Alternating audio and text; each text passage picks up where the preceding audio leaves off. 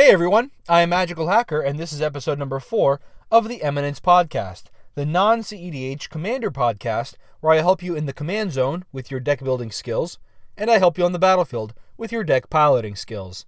This podcast is brought to you by New Dark Cloud and the rest of my patrons at patreon.com/magicalhacker. Today's topic, chosen by New Dark Cloud, is the question, is treasure bad, fine, or too strong in Commander? You know, when we're looking at different mechanics, I feel like one of the common ones that keeps coming up that people want to talk about is treasures. And there's lots of reasons for that, of course. Some are, the fact that treasures is, relatively speaking, pretty new on the scene in terms of Commander. But there are a lot of different factors that are impacting it as well. Are there any cards that are, treasure-based that are certainly way too strong? Oh, of course. Right? The first one I'm thinking about is actually banned in Commander. So I don't remember when exactly this card was banned, but I'll read this out to you. This is Hullbreacher, 3-mana creature. It's a 3/2 Merfolk Pirate. By the way, it costs 2 generic and a blue, so it's available in any deck that has blue in it. And it says this. It has flash, and it says if an opponent would draw a card except the first one they draw in each of their draw steps, instead you create a treasure token. So this certainly does create treasures, but really the reason that it's banned isn't so much to do with the treasures.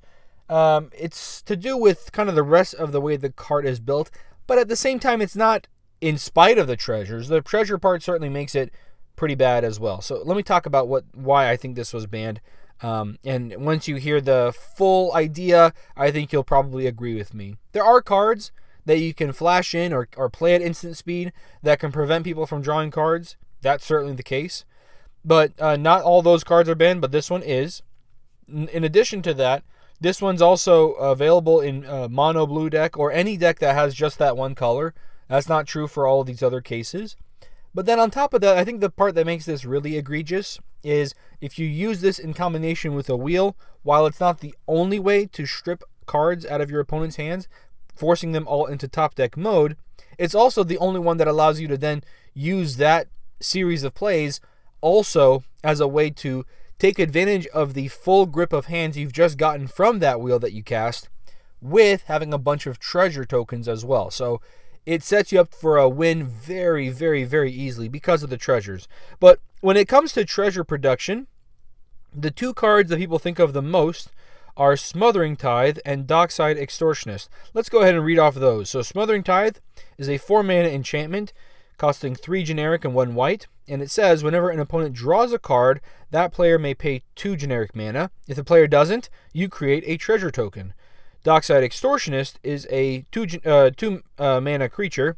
It costs 1 generic and 1 red. It's a 1/2 goblin pirate creature that says when Dockside Extortionist enters the battlefield, create X treasure tokens, where X is the number of artifacts and enchantments your opponents control. So both of these are cards that are very, very heavily played. They're the two most heavily played cards in Commander that mention treasures, so they certainly should be part of the conversation, I would say. But they're both doing something that really makes them too strong. Maybe not so strong that they would be deserving to get banned. Of course, I don't think that these two cards are at that point, at least not yet. But they're very, very strong enough to be extremely heavily played, and here's why. So treasure tokens are essentially another form of ramping, right? Because it's not all that different. Am I getting a land out, or am I producing a treasure every turn? Really, those two things are functionally pretty similar, where both of them are giving you 1 extra mana each turn. Smothering Tithe converts something that opponents will be doing all the time. One of the big things that opponents will be doing, players will be doing in Commander, is drawing cards. When Smothering Tithe triggers, you have an option. Do I pay 2 mana, restricting myself by 2 mana, and then restricting one opponent by 1 mana because now they don't get a treasure that they otherwise would get? Or do I allow myself to get 2 mana and then allow my opponent to get 1 mana? Really, no matter which way you're looking at it, it does seem like a good deal to not pay the tax. If the tax instead was 1 mana, I think people would be more likely to be paying that tax more often. But because the tax is 2, and the payoff is your opponent gets only one treasure, a lot of times it just makes sense to not pay the tax. It certainly seems like it would be a good idea. The only time where it's really, players will be oftentimes paying the tax is if they have nothing else to do anyways. They have no cards in hand, or let's say they have a card they want to cast, and they don't need that extra 2 mana. They would have it 2 mana left over. They don't need that. So there are some times where people will pay the tax, but more often than not, it's typically not paid, right? That tax just gets left aside. You don't pay that tax for the most part. And because it works with the fact that opponents will be drawing cards a lot in Commander, this does a lot more than its baseline. The baseline is really good, right? You pay 4 mana, get down an enchantment, and then for each of your draw steps from your opponents, you'll be getting 1 treasure. So if you've got 3 opponents in a multiplayer Commander game, you'll be getting 3 mana if they're not paying the tax, which, like I said before, most likely they probably won't be. Then with that 3 mana, you're going to be able to use that to cast spells on your turn. But on top of that, that's just the baseline, right? So, if they're doing more card draw, you can get potentially more treasures. That's almost like a 4 mana Gilded Lotus. You're playing the card, and then you're getting 3 colored mana every turn. In comparison, Dockside Extortionist takes advantage of another truth that's in Commander. The fact that people are going to be playing stuff. Mana rocks are pretty common in Commander. And Dockside Extortionist really scales up very well, just like the Smothering Tithe, but it scales up very well with the number of opponents you have in the game, because it's creating that with a total number of artifacts and enchantments that your opponents control. So if you're playing a 1v1 game and your opponent only has 2 artifacts or enchantments, you only get 2 treasures. But in a multiplayer Commander game, if each opponent has 2 artifacts or enchantments, now you're getting 6 treasures. So that's a really big difference. Not to mention Dockside Extortionist, you can blink it, you can clone it, you can, bounce it. You can do all these crazy things with Dockside Extortionist that allow you to take advantage of it over and over and over. Both of these cards are also involved in combos, right, where you're using Smothering Tithe with wheels to get you a lot of treasures, and the wheel gets you a lot of cards in hand, which you then pump back into another wheel. And you keep doing that over and over and over. You can definitely get a lot of treasures that allow you to win the game from there. Dockside Extortionist works with cards that blink. So if you use something like a Deadeye Navigator, which allows you to pay 2 mana and blink the Dockside Extortionist, you can go infinite mana from there and then use the Dockside Extortionist. You can use the Deadeye Navigator to then blink something else infinitely. So there's a couple of combos you can do with these 2 cards. They're also, on top of that, very good at their baseline rate. And then on top of that, they're creating treasures. Treasures is a specific mechanic. When we talk about mechanics, we might be thinking about the Storm Scale. The Storm Scale is a scale created by Mark Rosewater, talking about how likely a mechanic is to return in a future set. With 1 being absolutely it will, be ready for it very soon. 10 being probably not ever. If it does come, it'll be very, very far from now because we got to fix it. It's just not working well. There's a couple of things I don't like about the Storm Scale, but the one thing that I think kind of in my mind sticks, foremost as the big problem is you can take any bad mechanic and make great cards with it, and you can take any strong mechanic and make bad cards with it. Right? The mechanic itself does not automatically cause a card to be too good or too bad. Some of those mechanics on there are not on the specific level that they're at because of their strength, like Anti, for example. So there are some exceptions to this idea. But in general, a mechanic that's too strong just means that the cards that were created for that mechanic were too strong. Not that the mechanic itself is too strong. You can take any mechanic and build weak cards. So if you can also build strong cards, eventually there's somewhere in the middle that you can build it. Will it be easy? No, I didn't say it would be easy, but it'll be possible, and I think that's something to keep in mind. So what about treasures? Are treasures too strong? I would say they're not too strong, and treasures themselves don't need to be banned in terms of cards, or we don't need to put it on a 10 on the Storm Scale and not make any more new cards with it. I think treasures are fine, although they are very strong for a couple of reasons. Treasures are a mechanic, but what they do is ramp.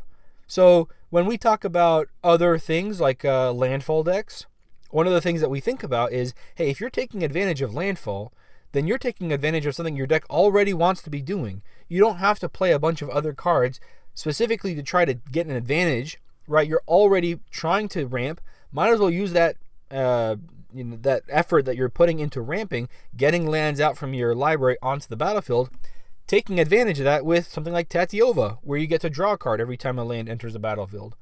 And gain 1 life, of course. I don't know if that matters a whole lot, but you get to draw a card every time a land enters. So you play your Skyshroud Claim, get 2 lands onto the battlefield, now you draw 2 cards on top of that. And so you can really, really snowball ahead with effects like that.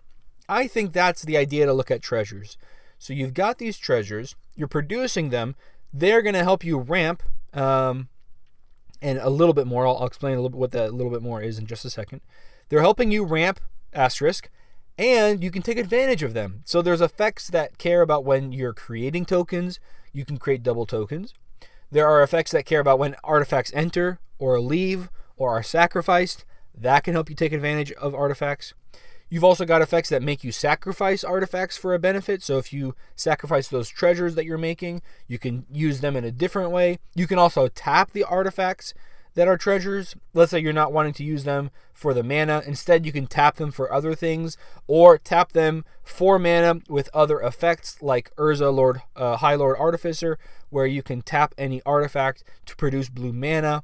So there's a couple of things you can do with treasures. That's what you can do in a treasure-based deck, but you don't even have to have your deck based around treasures. If you have those cards in there for other reasons, let's say you're playing an artifact creature deck and you have Urza High Lord Artificer in there, then it also helps you with artifacts, because now those artifacts that you have that are treasures, instead of having to sacrifice them for mana, now you can just tap them for blue mana, essentially. So there are lots of things you can do with treasures, but there is one benefit to treasures that not a whole lot of people talk about, and that is their storage capability. Storage capability is very sneaky and very strong. This goes back to one of the topics I addressed. I believe it was in topic 1 or episode 1 or episode 3 of this podcast, where I talk about ramp and what I like to do for ramp. But let's take a look at treasures. Let's say I create 3 treasures in a turn. The next turn that comes around, I can use those 3 treasures, or I can wait. I don't have to use those treasures right away. So I can wait to use those treasures, and if I do that, I'm sacrificing some of my earlier game momentum for a late game advantage. So, in other words, instead of using that mana on turn 3, right, and possibly making myself a bigger threat, making myself appear scarier, get attacked more by my opponents, they're using counter spells and removal on me more than on each other now because I'm looking scarier. Instead, I can save those treasures for, turn 8, 9, 10, 11, 12, 13, 14, and instead, using those treasures on that turn, I might be able to do more things in a turn and win more easily when my opponents can't stop me or don't want to stop me because they have no more options to do so.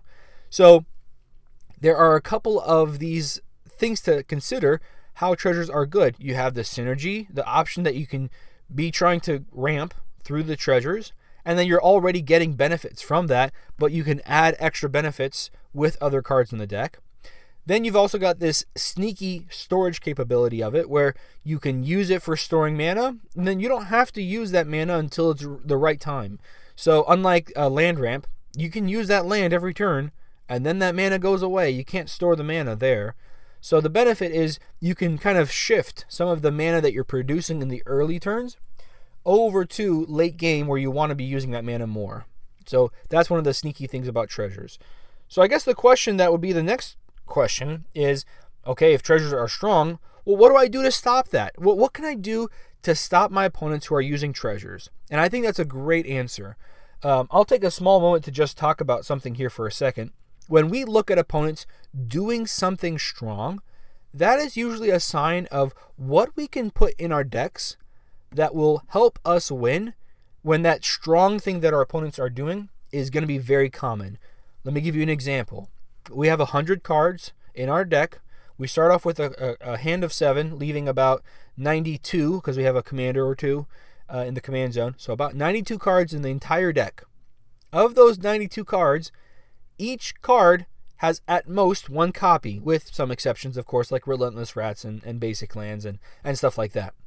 But of those 92 cards, everything is a single copy. Meaning, if I have one Craterhoof Behemoth, and that Craterhoof Behemoth is going to win me the game, I've either got to find a way to draw it, or I've got to find some other way to get it. And so let's think about if I'm trying to draw it. Okay, I've got 92 cards.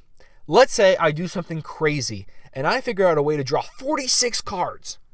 Holy moly, that's a lot of cards. I'm drawing 46 cards. You want to know my chance of drawing that Craterhoof Behemoth? 50%. So that's really strong card. I have to put in a lot of effort, draw a lot of cards, and then there's still not even close to a guarantee of me having that card in my hand. The second thing we can do is we can tutor it up. We can search our library for that one card with a demonic tutor or a worldly tutor or whatever, and get it so that we can cast it. So instead of having one Craterhoof Behemoth in the deck with a worldly tutor or some other tutor, now I've got two. And each tutor I add on, increases that amount, and not necessarily the amount of that Craterhoof Behemoth, but of every creature in my deck or every whatever card I can grab with that tutor. So that consistency that tutors get, it's very, very, very strong. Not just talking about how you can use it for infinite combos, but you can use it for any type of win condition or any type of answer or any type of whatever it is, card draw, ramp, anything that's really, really strong that can be found with a tutor. Tutors will make that card come up more often in Commander games. Tutors are very strong. I don't think that's a very unreasonable argument to be made. I think tutors being very strong, I think most people can agree. So, with tutors being very strong, and we can expect our opponents to be playing them a lot, what can we do? We can play anti-tutor cards, right? If I'm playing some cards that are going to make tutors not work the way that they're supposed to, now those strong cards can become dead cards, and that helps me have an edge over my opponents. We can do the same thing with treasure cards. If we can expect our opponents are going to be playing treasures, they're playing red, probably got Dockside Extortionist. They're playing white, they probably have Smothering Tithe. Are they playing Spellslinger and they've got a red color in their color identity? Yeah, they're probably playing that Spellslinger version of it. I forget what the name is. Stormkiln Arnest, right? We've got that as an option. Are they playing black in a sacrifice deck? They've probably got Pitiless Plunderer. Are they playing a landfall deck? Maybe they're playing Tireless Provisioner, right? There's all these cards that they may be playing depending on what type of deck they actually have. So with that in mind, we should probably think about what cards will be very good against treasure decks. And by using those cards, we can actually have an advantage over them. When it comes to cards that get rid of treasures as being a viable strategy, there's a couple of similarities we can find between them. One of the ways that I found these cards is from a great tweet by, I believe it was Dr. Spicy EDH. I will post a link to their tweet down below. But what they were saying is there are some ways that are great for dealing with treasures, and then there are some ways that are not so great. So let's start off with two cards that are pretty similar that both deal with treasures in the same way. Kataki War's Wage is a white creature, costs 1 generic and 1 white. It's a 2/1 spirit legendary creature that says all artifacts have, quote, at the beginning of your upkeep, sacrifice this artifact unless you pay 1 generic mana. Energy Flux is a blue enchantment, costs 2 generic and 1 blue, and it says all artifacts have, quote, at the beginning of your upkeep, sacrifice this artifact unless you pay 2 generic mana. So both of these cards do a very good job of hitting against artifacts in general, but specifically for treasures, the cost that they're requiring you to pay is more than the benefit you'll get from the treasures. So each turn, they'll get rid of treasures. They eliminate the ability for your opponents to store them up for that storage ability. Some people say, oh, that's great. That's exactly what I'm looking for. Some people say, that's not so awesome. That's not exactly what I'm looking for.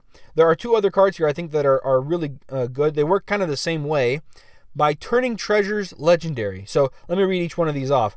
Leyline of Singularity is a 4-mana enchantment, costs 2 generic and 2 blue.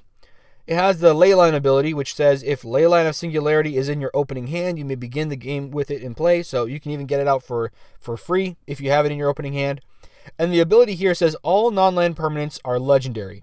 You got 2 treasures out? Sorry, you got to sacrifice all but one of them. Eye of Singularity works similarly, not exactly making them legendary, but basically the same way. It's a 4-mana white enchantment, costs 3 generic and 1 white. It says When Eye of Singularity comes into play, bury all permanents with the same name except basic lands. Whenever any permanent other than a basic land comes into play, bury any permanent already in play with the same name. That word bury, by the way, is kind of an old version of the word sacrifice. So if we were to look at the text of that card, instead it would be saying something along the lines of that its controller sacrifices it. Really, if we wanted to read it off specifically, it says whenever a permanent other than a basic land enters the battlefield, destroy all other permanents with that name. They can't be regenerated. So regeneration won't save them. They'll just be destroyed and they'll go to the graveyard unless they're indestructible. So those are 2 cards that will make it so that you can't store up more than 1 treasure token. And so you'll have to use treasure tokens one at a time. If you are about to create a bunch with Dockside Extortionist, you're only going to get 1. Some of the funny ways that I like, maybe not as good, but certainly more funny, is you can actually punish your opponents for having treasures. You don't get rid of them. You don't stop them. You just make them hurt a lot. Ancient Runes and Emissary of Despair kind of work in a similar way. Let me read off Ancient Runes. It's a 3-mana red enchantment that says at the beginning of each player's upkeep, Ancient Runes deals damage to that player equal to the number of artifacts that they control. Kind of the same thing here from Emissary of Despair. 3-mana creature, 2/1 spirit, costs 1 generic and 2 black, has flying, and then it says whenever it deals combat damage to a player, that player loses 1 life for each artifact he or she controls. So this is kind of similar to Energy Flux and Kataki War's Wage, where your opponents are not going to be able to store those treasures up, but if they decide to store them up, they're going to be taking a lot of damage. I think they're kind of sneaky in the way that they may be even more effective, because you can combine them with a deck that is already trying to kill opponents by dealing enough damage to them, where they're like, okay, I'm gonna keep these treasures. I'll take the damage. I think it's worth it, and then you end up punishing them for it, for their decision. There's 2 more types of cards that I like.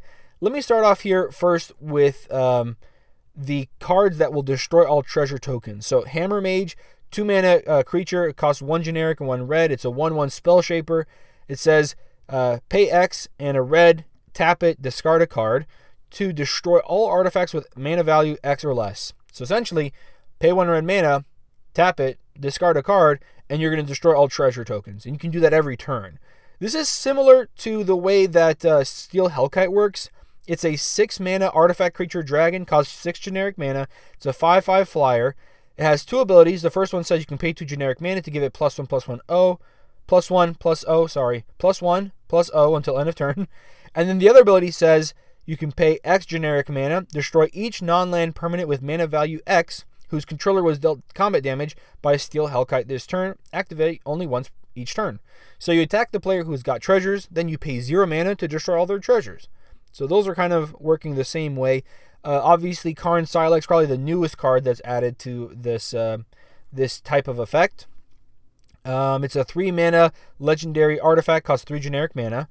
Enters the battlefield tapped, and it says players can't pay life to cast spells or to activate abilities that aren't mana abilities. That's not necessarily the important part here. It's the other part that says you pay X generic mana, tap it, exile it, and you destroy each non-land permanent with mana value X or less, activate only as a sorcery. So you can play it down. It'll enter tap, so you have to wait a turn, but then the next turn, you just pay 0 mana, tap it, exile it, and you'll destroy all the treasures. So that makes it kind of tough, although it is kind of like a one-time effect, so maybe not the best. But the last effect, the one that I think is the best for getting rid of treasures, is probably best represented by Titania Song and March of the Machines. Titania Song is a 4-mana green enchantment, costs 3 generic and 1 green. It says each non-creature artifact, so that's treasures, loses all abilities and becomes an artifact creature with power and toughness, each equal to its mana value. If Titania Song leaves the battlefield, this effect continues until end of turn. Kind of a weird last sentence there. I wish more cards had that because it's kind of cool. Maybe it's probably more confusing. Maybe that's why they got rid of it. Anyways, it doesn't really matter. The fact that it's turning all treasures into 0/0 creatures means you can't even use those treasures once this card is on the battlefield. You're creating new treasures, they instantly die as creatures. Can't use them for mana. Same thing with March of the Machines, just a little bit less complicated, I guess you could say. 4 mana enchantment, it costs 3 generic and a blue. Each non-creature artifact is an artifact creature with power and toughness, each equal to its mana value. So all of these things, when you consider them, really tells you that you can get rid of treasures very easily. One thing that I also like is that Dr. Spicy also puts some cards here that are not good at stopping treasures. Anything that says activated abilities of artifacts can't be activated, those aren't going to be great because you are still allowing them to do the storing up of the treasure mana.